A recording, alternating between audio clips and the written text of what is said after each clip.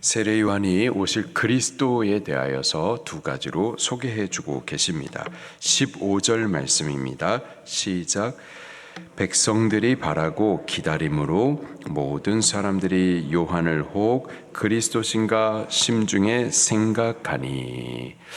예수님이 오시기까지는 400년 동안 선지자가 없었습니다. 암흑의 시대였었어요. 백성들이 간절히 그리스도를 바라고 기다렸었죠. 그러다가 400년 만에 나타난 한 선지자 요한을 보니 저가 곧 그리스도가 아니겠는가, 그리스도였으면 좋겠다라는 그러한 마음이 있었었던 거죠. 그것을 알고 요한이 나는 그리스도가 아니다, 오실 그리스도는 이런 분이다 하면서 두 가지로 소개를 해주고 있습니다. 첫 번째로는 그분은 불과 성령으로 세례를 베푸실 것이다 라고 가르쳐 주세요. 16절입니다. 시작. 요한이 모든 사람에게 나는 물로 너에게 세례를 베풀거니와 나보다 능력이 많으시니가 오시나니 나는 그의 신발끈을 풀기도 감당하지 못하겠노라. 그는 성령과 불로 너에게 세례를 베푸실 것이요. 아멘. 요한이 베풀었었던 세례는 물세례였었죠.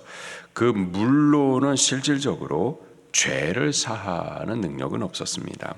세례의 의식을 통하여서 백성들의 마음을 하나님께로 돌이키게 하는 회개를 인도해 주는 세례였었죠. 죄를 사하시는 예수 그리스도를 맞이할 수 있도록 준비케 해주는 그러한 역할, 그러한 의미였었던 겁니다. 이에 비해서 오실 그리스도, 곧 예수님께서 세례를 베푸시게 될 텐데 그분은 성령과 불로 너에게 세례를 베푸실 것이다 말씀을 하세요. 먼저 불이라고 하면은 그 죄를 살라버리시는 능력을 말하는 겁니다. 예수님은 불로 세례를 베푸실 자로서 우리들의 죄를 깨끗하게 불살라 정케 하실 분이십니다. 어떠한 죄라도 예수의 그 예수님의 불 앞에 남아 있지 않도록 깨끗하게 씻어 주십니다. 그리고 한 번에 완전하고 영원하게 씻어서 정결케 해 주실 분, 그분이 바로 그리스도이십니다. 그리스도로 오신 예수님은 우리 죄를 사하시는 분이세요. 우리 죄를 사하시되 하나도 남지 않게 완전하게 불살라서 깨끗게 하시고 우리를 의롭게 해주시는 분이 바로 그리스도 예수님이십니다. 그 예수님 앞에 죄 용서함 받지 못할 죄는 없습니다. 우리 과거에 어떠한 부끄러운 죄, 수치되는 죄라 하더라도 예수님 앞에서는 그 수치와 부끄러움들을 하나도 남김없이 다 벗겨내시고 당신의 의로움으로 우리를 옷 입혀 주실 거예요. 예수님 그분은 우리를 의롭게 하시기 위해서 오시는, 죄 사하시기 위해서 오시는 분이십니다. 그런가 하면은 성령으로 또 세례를 베풀어 주신다라고 말씀하시는데요. 두 가지 의미가 있습니다. 성령으로 우리를 거듭나게 해 주실 분이세요. 우리가 예수님을 믿으면 거듭납니다. 거듭 태어나는 거예요. 성령으로 거듭나는 겁니다. 우리가 부모님을 통하여서 육신을 입어서 첫 번째로 태어난 거예요. 생명을 받아서 낳습니다. 그러나 예수님을 믿을 때 다시 태어나는 겁니다. 그때에는 육신의 사람이 아니라 성령의 사람으로 다시 태어나는 거예요. 그래서 태어날 때부터 이제 우리는 우리의 영혼이 살아나고 또 영원한 생명을 받아서 태어나는 겁니다. 저 천국의 백성으로 다시 태어나는 거예요.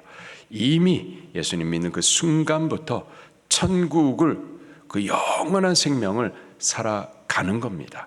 할렐루야. 그렇게 성령으로 거듭나게 하실 뿐만 아니라 거듭난 우리 안에 성령님께서 내주하여서 영원히 함께 하십니다. 예수님은 바로 오늘 우리에게 성령으로 세례를 베풀러 오시는 분이세요. 그렇게 성령으로 거듭나게 하시고 성령으로 우리 안에 내주하게 하셔서 영원히 함께 하시는 분, 바로 그분이 그리스도 예수님이십니다.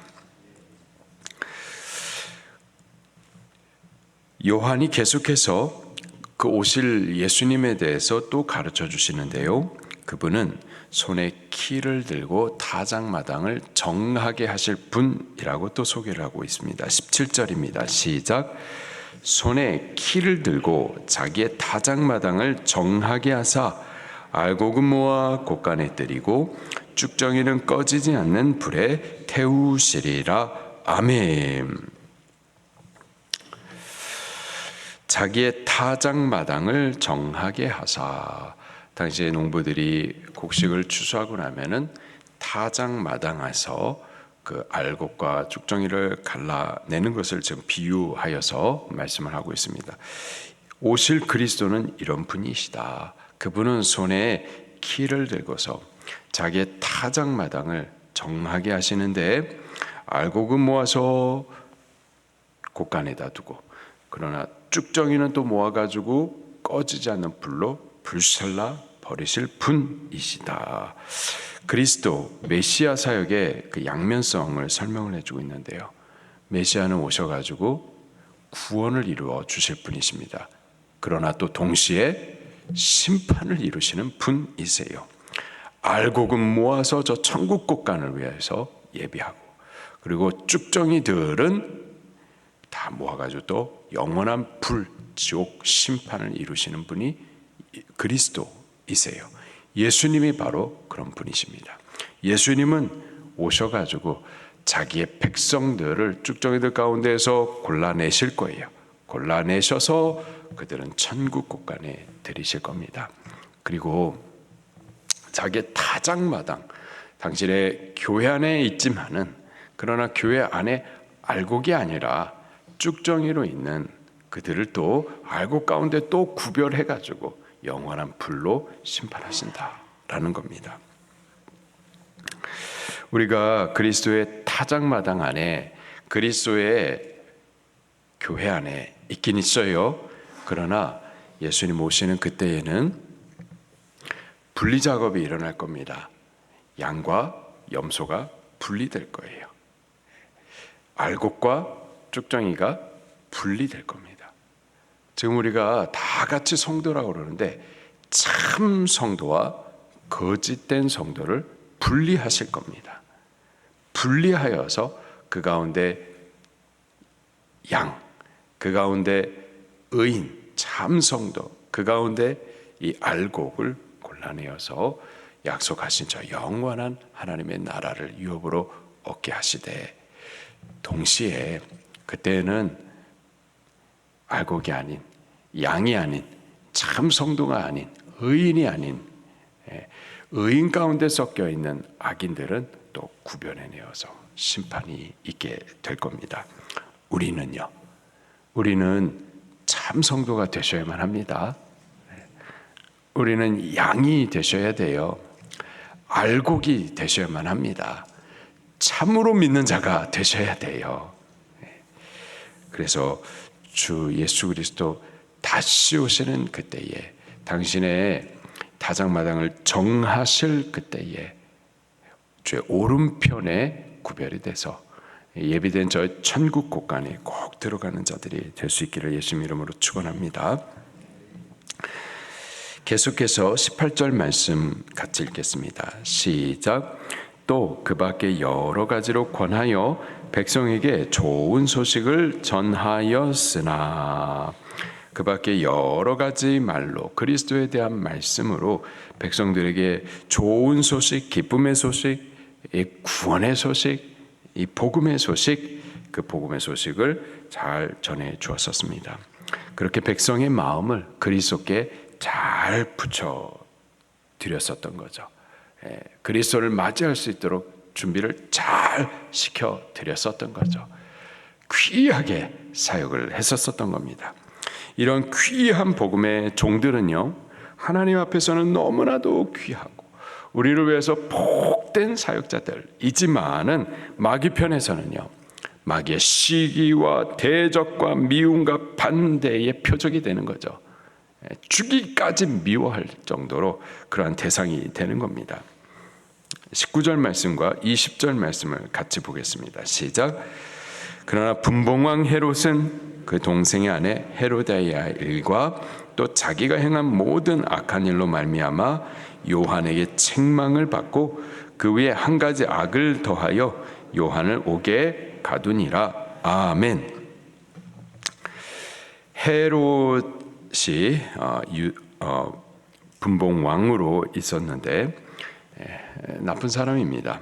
그래서 자기의 동생 빌립의 아내였었던 헤로디아를 갖다가 강제로 자기 힘으로 뺏어가지고 자기 아내를 삼았었죠. 이런 악을 행한 것뿐만 아니라 그 외에도 모든 악행들을 저지르고 있었었는데, 이에 대해서 하나님의 선지자였었던 요한이 그 죄입니다. 그 죄를 끊으십시오, 회개하십시오 하면서 책망을 해 주었었던 겁니다. 이게 선지자예요. 선지자는 죄를 알게 해주고 그 죄로부터 회개를 선포해 주는 자입니다. 그 대상은요, 정치권 안에서도 포함이 되는 거예요. 죄 교회는 세상에 대해서 진리를 선포해 주어야만 하는 겁니다. 선지자적인 사명을 갖고서 죄를 죄라고 분명하게 말해 줘야만 하는 거예요. 그래서 정치가 잘못하면은 그건 바른 정치가 아니다. 바른 정치를 하라고 교회는 말을 해줘야만 하는 겁니다. 그런데요, 그렇게 말을 해줬더니 미움을 당하는 겁니다. 그래서 어떻게 됐느냐? 회개라 했지만은요, 회개하지 아니하고 20절 말씀을 보니까는 어쭈 이놈 봐라 하면서 선지자 요한을 갖다가 잡아 감옥에 가두게 되는 겁니다. 그리고 얼마 안 있어서 또 요한은 목배임을 받아 죽임을 당하게 되죠.